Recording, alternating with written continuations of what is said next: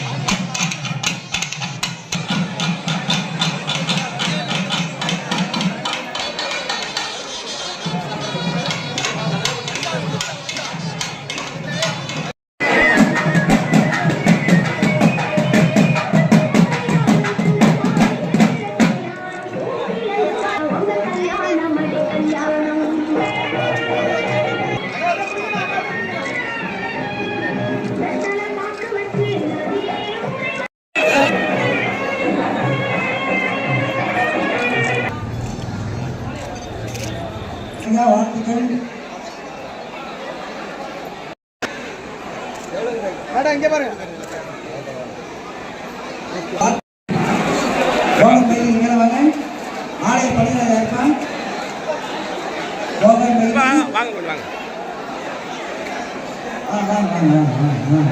photo post